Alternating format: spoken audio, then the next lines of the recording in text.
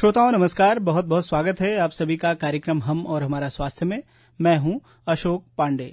श्रोताओं, आज इस कार्यक्रम में हम बातचीत करने जा रहे हैं समसामयिक बीमारियां और उनके होम्योपैथिक इलाज के बारे में।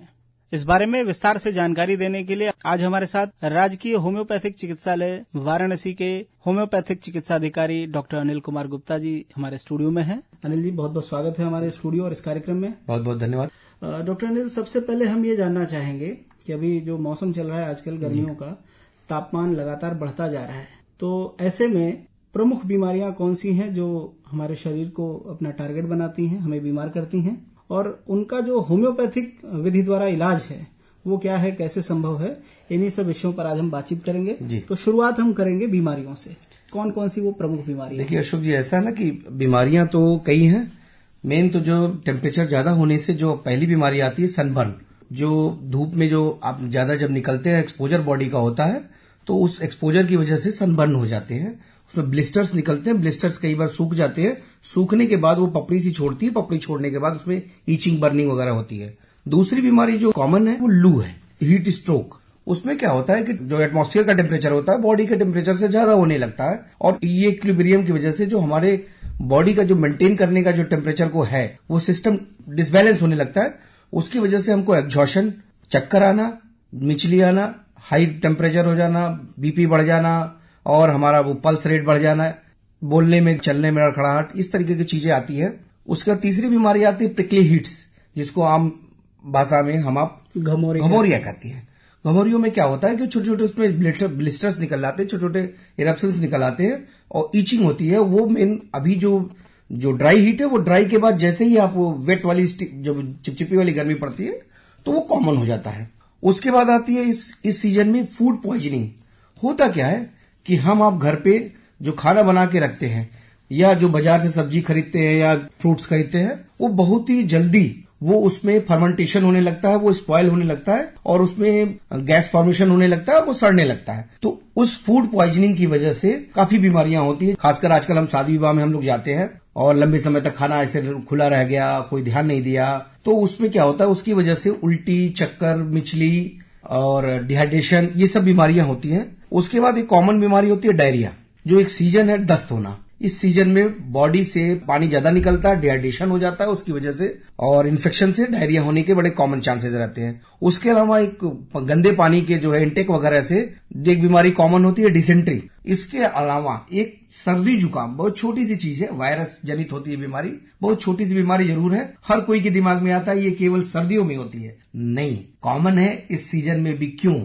हम आप जब बाहर से आते हैं तुरंत फ्रिज का पानी निकालते हैं, चिल्ड पानी तुरंत पी लेते हैं, तुरंत कोल्ड ड्रिंक पी लेते हैं, आइसक्रीम तुरंत खा लेते हैं। ये जो टेम्परेचर का जो चेंज होता है, या एसी से निकलते हैं तुरंत धूप में चले जाते हैं, ये जो चेंज होता है टेम्परेचर का, इसकी वजह से वायरस जनित जो बीमारियां होती है, खासकर ये जो कॉमन फ्लू की वाली और कॉमन कोल्ड कोराइजा वाली, वो बहुत प्रॉन हो जाती है। इस वजह से इस सीजन में भी कॉमन कोल्ड कोराइजा वाले पेशेंट अक्सर बहुतायत पाए जाते हैं। हम इस चीज को लेकर के कंफ्यूज ना हो कि भाई सर्दी जुकाम है तो सर्दियों में, बिल्कुल बिल्कुल बिल्कुल, ये चीज गर्मियों के मौसम में भी हमें अपना टारगेट बना वो बिल्कुल सर्दियों, अगर हमने सर्दी गर्मी वाला चेंज किया, हमने किया, या टेम्परेचर किसी कारण से और भी हुआ, वो हो जाएगा निश्चित तौर पर जी। तो जैसा कि आपने बताया कि इस मौसम में इचिंग की समस्या है, घमौरी है, हीट स्ट्रोक है, डायरिया है, डिसेंट्री है, इस तरह की जो समस्याएं होती हैं, इसके लिए सबसे जिम्मेदार कारक क्या है? क्यों होती है समस्या? क्या हमारा लाइफस्टाइल जिम्मेदार है, खाने पीने का तरीका है वो जिम्मेदार है? इसके पीछे कारण क्या है? देखिए, कारण तो ये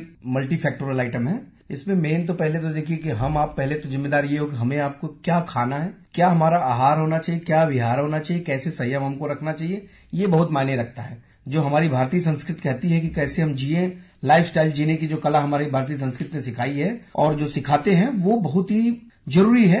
वो मेडिकल साइंस भी उसको मानती है कि आप क्या खाएं, कब खाएं, कैसे पहने और किस समय क्या करें, ये सब चीजें डिपेंड करती हैं। जैसे पहनने पे हमने एक छोटी सी छिड़ गया, तो पहनने पे क्या है कि आज के सीजन में क्या है कि हम जब भी धूप में निकले तो कॉमन सी बात है कि हम लाइट कलर के कपड़े पहने, सूती कपड़े पहने। खान पान की बात इस टेम्परेचर पे काफी चीजें बहुत जल्दी खराब हो जाती हैं। जो एक सर्दियों में जो चीज आपकी एक दाल बना के रखी है वो दिन भर चल जाती है, आज आपकी 4 घंटे के बाद वो खराब हो जाती है।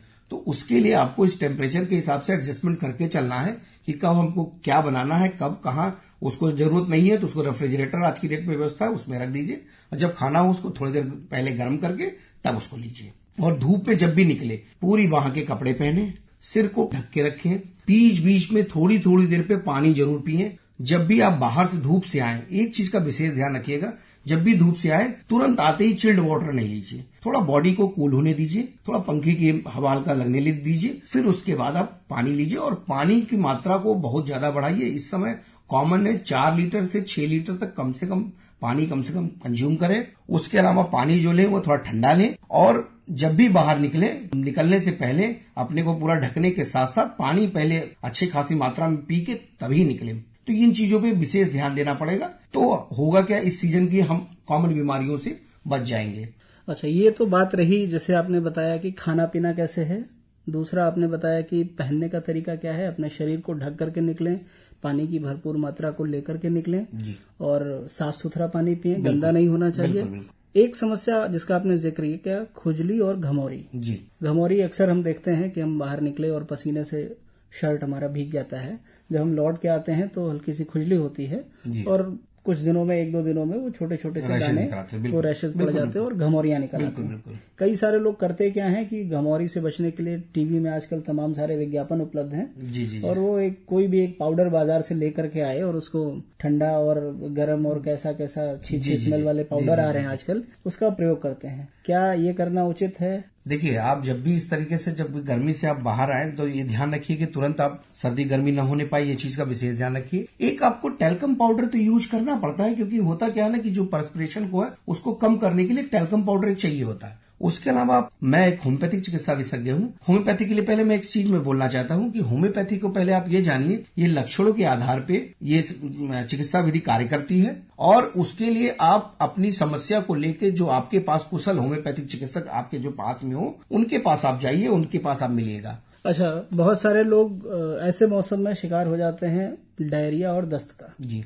आपको एहसास भी नहीं होता है कि यह समस्या कैसे हो गई जी। तो इसके पीछे का क्या कारण है और इससे बचाव का क्या तरीका है? देखिए, पहले तो आप जो टेम्परेचर के चेंज को अपने ध्यान रखिए, खाने पीने का जो विशेष ध्यान रखिए। जो भी मैंने बताया कि इस सीजन में बहुत जल्दी खाना जो है स्पॉइल हो जाता है, बहुत जल्दी उसमें जर्म्स जो है डेवलप हो जाते हैं। तो इसलिए जो भी खाएं शुद्ध खाएं, ताजा खाएं और साफ सुथरा खाएं।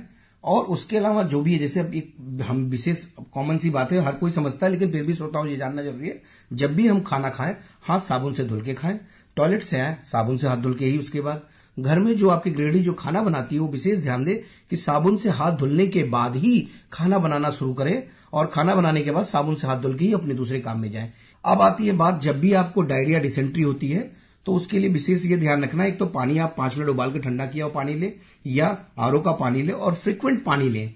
उसके अलावा मार्केट में ORS आता है, ओवर डिहाइड्रेशन सोल्यूशन आते हैं, उसमें सॉल्ट्स के कॉम्बिनेशन बना हुआ रहता है, WHO रिकमेंडेड है, उसको आप बार बार पानी में डाल के लें।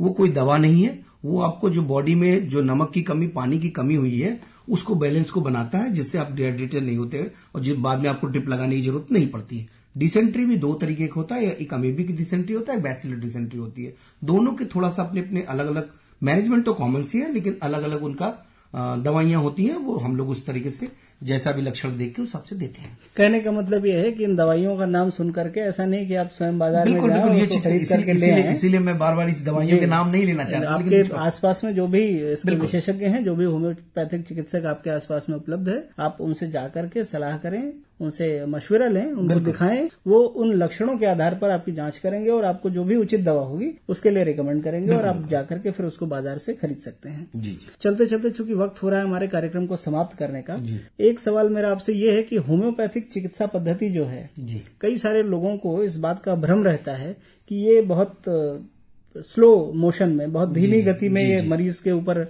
असरकारक होती है, और कई बार किसी भी बीमारी को ठीक करने में उसको कुछ समय अधिक लेती है। तो इस बारे में श्रोताओं को क्या कहना चाहिए? श्रोताओं, ये जानना आपके लिए जरूरी है। देखिए, है क्या, जनरली 2 तरीके के केस होते हैं। जो भी किसी भी बीमारी होती है वो 2 तरीके की बीमारी होती है, एक्यूट बीमारी होती है, क्रोनिक बीमारी होती है। एक थोड़े समय के लिए आती है, जैसे सर्दी जुकाम बुखार उल्टी दस्त ये हुआ, और एक होती है कि आपको स्किन डिजीज है, हार्ट डिजीज है, किडनी में प्रॉब्लम है, किडनी स्टोन है, एक्जिमा है, जो एक लंबी समय तक चलने वाली बीमारियां हैं। 2 तरीके की बीमारियां हैं। तो जो होम्योपैथी के लिए अगर आप एक्यूट लक्षण लक्षण वाली जो बीमारियां आती हैं उनके लिए एक्यूट में हमारे पास, अगर हम सही से लक्षण को देखते हुए, अगर ये विशेष आप श्रोताओं ध्यान रखिएगा कि आप अपने जो होम्योपैथ के नाम पे जो वाकई डिग्री होल्डर होम्योपैथ है उसके पास जाइए। मार्केट में कुछ चोला छाप भी है जिसके लिए मैं नहीं कुछ कहना चाहूंगा, क्योंकि वो अगर आप सही आप बंदे के यहां जाएंगे तो सही दवाइयां वो सिलेक्ट करेगा और आपको उस पर मिरेकुलस रिजल्ट मिलता है।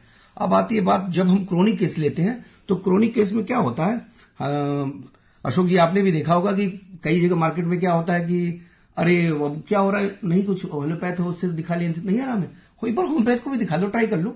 तो होम्योपैथ को जो ट्राई कर लो, अब आप उस केस में अगर हम उसी को एग्जांपल करें, ये कॉमन है खासकर क्रोनिक केस में, तो अब उस केस में अगर आप हमारे पास आते हैं और आप चाहते हैं कि आप हमको एक किडनी में बड़ा स्टोन हो गया है, गॉल ब्लैडर में स्टोन हो गया है, एक्जिमा हमको 20 साल से है, सांस हमारी 10 साल से फूलती है, आप चाहते हैं कि मैं 1 महीने 2 महीने में आपको क्योर कर, और वो भी क्या जड़ से ठीक कर दीजिए डॉक्टर साहब।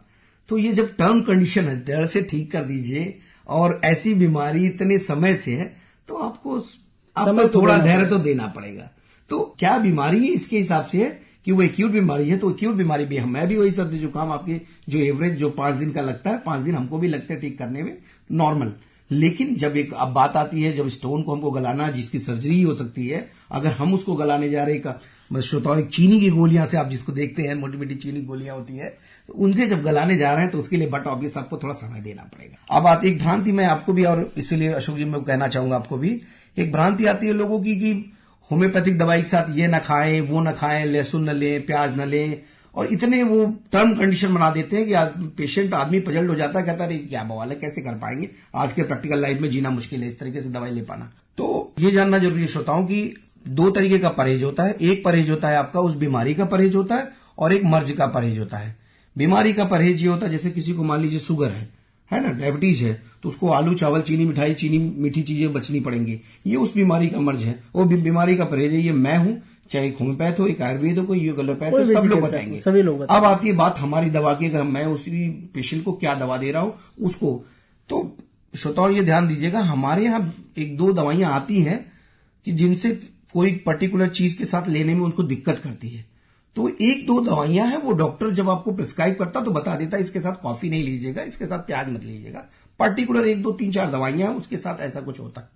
बाकी ऐसा कुछ नहीं है कि आप एकदम से आप घबराने लगे कि आपको लहसुन नहीं लेना, आपको प्याज नहीं लेना, आपको अच्छा हाँ, रही बात, अब ये कहते हैं कि भाई आप नशा नहीं करेंगे तो अच्छी दवाइयां काम करेंगी, नहीं तो काम नहीं करेंगे। ये तो कॉमन सी बात है, जब नशा आप करेंगे तो कोई भी दवा आप लेंगे तो आपके लिए उतनी देर मुफीद नहीं होगी, आप नशे से दूर रहेंगे। तो इस तरीके तो ये भी है कि भ्रम एक लोगों के बीच में है कि बहुत ज्यादा परहेज होते हैं, ऐसा कुछ नहीं है। आप सही दवा अगर डॉक्टर ने सिलेक्ट किया है, आपको मिनिमम जो उसका परहेज होता है उस बीमारी का, या 1-2 दवा का जो 1-2 परहेज है वो आप कर लेते हैं तो भी आप ठीक रहते हैं, कोई आपको ऐसी दिक्कत नहीं आती। तो श्रोताओं घबराने की आवश्यकता नहीं है। होम्योपैथी चिकित्सा पद्धति जो है वो हो सकता है कि उसकी कार्य करने की जो गति है वो थोड़ी धीमी हो, लेकिन जैसा कि डॉक्टर साहब का कहना है कि अगर आप 20 साल पुरानी समस्या को लेकर के आ रहे हैं और जड़ से ठीक करना चाहते हैं, और उसे जड़ से ठीक करना चाहते हैं, तो 5 दिन में उसका इलाज संभव नहीं है। थोड़ा सा धैर्य हमें भी रखना पड़ेगा, और ऐसी जो भी समस्या है उसको लेकर के आप अपने निकट के किसी भी होम्योपैथिक चिकित्सक से या जिससे भी आप अपना इलाज कराना चाहते हैं उससे आप संपर्क कर सकते हैं। आप अगर धैर्य रखेंगे तो निश्चित तौर पर समस्या कोई भी हो उसका समाधान उपलब्ध है और निश्चित है। डॉक्टर साहब आप समय निकाल करके हमारे स्टूडियो में आए, हमारे श्रोताओं को इस समय की जो समसामयिक बीमारियां हैं उनके बारे में आपने जानकारी दी, और होम्योपैथी चिकित्सा पद्धति से किस तरह से इलाज संभव है ये चीजें आपने उनको बताई। इसके लिए आपको बहुत बहुत धन्यवाद। बहुत बहुत धन्यवाद।